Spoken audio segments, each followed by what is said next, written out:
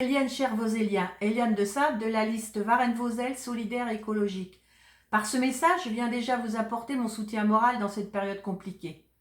Chacun de nous doit prendre régulièrement des nouvelles de personnes que nous connaissons et que nous savons isolées ou malades. Un appel téléphonique, un SMS peut aider tout un chacun à mieux supporter le confinement. Je suis fonctionnaire territorial au sein du conseil départemental. Je télétravaille depuis le début du confinement. Je pense vraiment que cette crise sanitaire liée au Covid-19 va creuser encore davantage les inégalités, notamment pour les personnes qui étaient déjà en grande précarité. Ceux qui avaient des problèmes de logement se retrouvent confinés à plusieurs dans un logement insalubre. C'est une véritable épreuve pour eux. Moi, j'ai la chance d'avoir un jardin pour me ressourcer.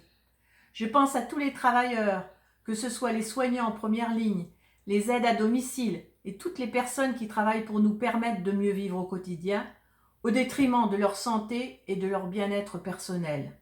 Je pense aussi aux artisans, aux commerçants, aux petites et moyennes entreprises, aux travailleurs indépendants qui ont dû fermer leurs portes et qui ne savent pas de quoi leur avenir sera fait. Je pense à tous les travailleurs au chômage ou en arrêt maladie qui attendent leurs indemnités et qui ont bien du mal à assurer la gestion du quotidien de leur famille. L'augmentation aussi du panier alimentaire creuse encore plus la misère.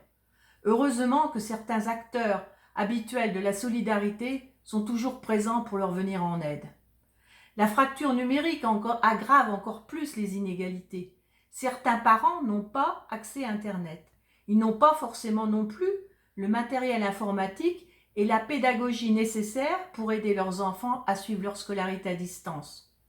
Je comprends aisément la réticence des parents à envoyer dès le 11 mai leurs enfants à l'école. C'est le flou total. Quelles seront les conditions sanitaires?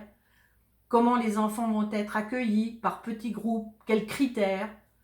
Comment pouvoir faire les gestes barrières aux plus petits et la distanciation physique entre les enfants? Comment tout cela peut se mettre en place? Le ministre est ambigu dans ses propos quand il dit que les familles qui ne souhaitent pas envoyer leurs enfants, pourront continuer l'enseignement à distance. Mais l'école est bien obligatoire, et donc il sera possible d'y déroger à la sortie du confinement. Et qu'en est-il des cantines, des activités périscolaires et des transports scolaires? Tant de questions qui sont sans réponse. D'habitude, je suis très optimiste. Mais là, vraiment, je ne sais pas quoi vous dire, chers citoyens. Quand je vois toutes les problématiques à cette sortie de confinement, y aura-t-il des masques et des tests? Vraiment, il y a de quoi douter.